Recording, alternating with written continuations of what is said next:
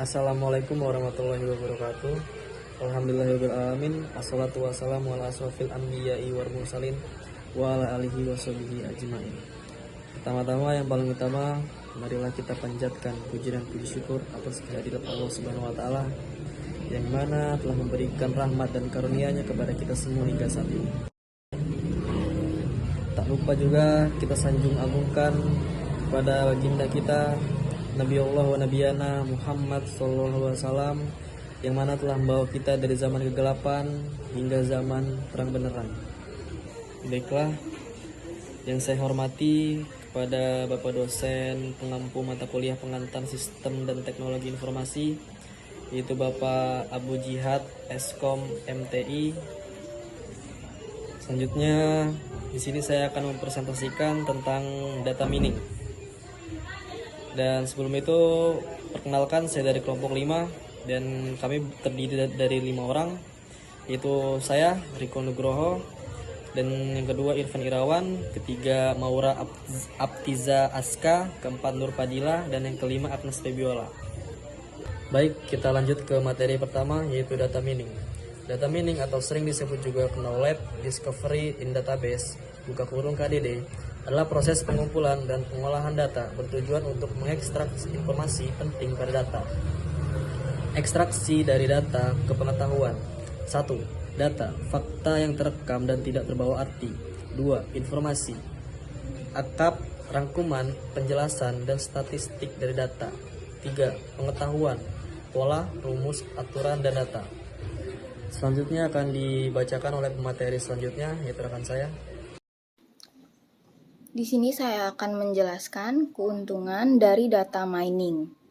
Apa saja sih keuntungan dari data mining? Yang pertama, meningkatkan pengetahuan agar bisa membuat keputusan yang tepat. Yang kedua, perusahaan fokus pada informasi yang berharga di data warehouse atau database. Yang ketiga, meramalkan masa depan sehingga perusahaan dapat mempersiapkan diri. Selanjutnya, di sini saya akan menjelaskan contoh data mining. Midwest Grocery Chain menggunakan data mining untuk menganalisis pola pembelian, seperti seorang pria membeli makanan di hari Kamis dan Sabtu. Mereka juga membeli minuman. Adapun proses data mining, di sini yang pertama ada database atau mengumpulkan data, dan yang kedua ada data warehouse yaitu pembersihan data, dan tas relevan data yang berguna untuk mencapai tujuan analisis. Dan selanjutnya ada data mining, lalu pattern evaluation untuk menilai kualitas relevansi pola yang ditemukan dalam data. Dan yang terakhir ada knowledge, merujuk pada pengetahuan atau wawasan yang diperoleh dari proses analisis data. Baik, selanjutnya ada proses dalam KDD. Yang satu, pembersihan data, menghilangkan noise dan data yang tidak konsisten. Kedua, pengintegrasian data. Data digabungkan dari beberapa sumber. 3. Seleksi data. Data yang relevan dengan proses analisis diambil dari basis data. Yang keempat, transformasi data. Data digabungkan dengan bentuk yang sesuai untuk dimain dengan cara dilakukan peringkatan atau operasi agregasi. Kelima, data mining merupakan proses yang paling penting dalam KDD, di mana metode-metode cerdas diaplikasikan untuk mengekstrak pola-pola data. Yang ketujuh, presentasi pengetahuan, mempresentasikan pengetahuan yang telah digali kepada pengguna. Selanjutnya yaitu ada proses data mining berbasis metodologi, dibagi menjadi 3. Yang pertama, CRISP DM atau Cross Industry Standard Process for Data Mining, adalah sebuah standar industri yang bisa digunakan ketika ingin melakukan data mining B atau analisis data. Selanjutnya terdapat 6 tahapan yang bisa dilihat melalui ilustra di samping sini. Setiap tahapan sebelum atau sebelum ada setelahnya bisa saling berinteraksi atau maju mundur untuk mencapai tujuan utama. Selanjutnya ada data mining dan business intelligence. Ya, bisa dilihat di samping saya. Seperti itulah konsepnya.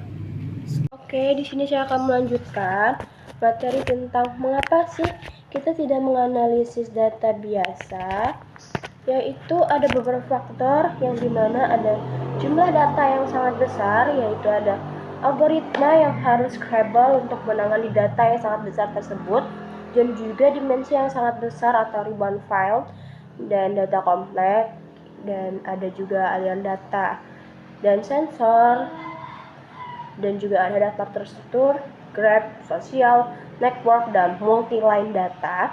Dan juga ada database dari berbagai sumber atau yang bisa kita kenal yaitu database lama. Dan juga ada spasial atau peta, multimedia, teks, dan web. Dan ada software dan simulator. Dan juga di sini ada aksesibilitas informasi, yang dimana ada tempat publik, yaitu menjaga aksesibilitas, yang berarti kita memastikan bahwa informasi dapat diakses oleh semua orang dan kapan saja dan dimanapun. Contohnya itu di perpustakaan dan aula publik harus ramah bagi orang difabel. Dan ada aksesibilitas oleh device, yaitu informasi harus dapat diakses dari berbagai jenis perangkat, mobile, dan jaringan Wi-Fi. Dan yang terakhir ada akses jaringan, yang dimana informasi harus dapat diakses oleh orang di daerah-daerah terpencil. Jaringan internet itu harus luas dan mudah diakses. Sekian, terima kasih guys. Baik, saya di sini akan melanjutkan materi tentang permasalahan dalam data mining.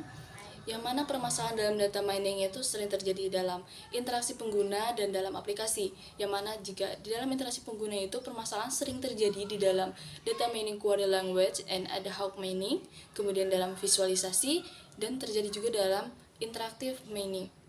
Kemudian di dalam aplikasi, permasalahan sering terjadi juga di dalam domain spesifik dan perlindungan data.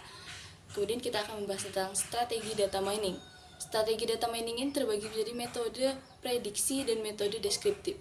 Yang mana metode prediksi ini menggunakan beberapa variabel atau atribut untuk memprediksi nilai yang tidak diketahui atau nilai yang akan datang dari variabel atau atribut. Sedangkan metode deskriptif ini menemukan pola-pola seperti kolerasi, tren, cluster, trajektori, dan anomali yang meningkatkan atau meringkas hubungan dalam suatu data.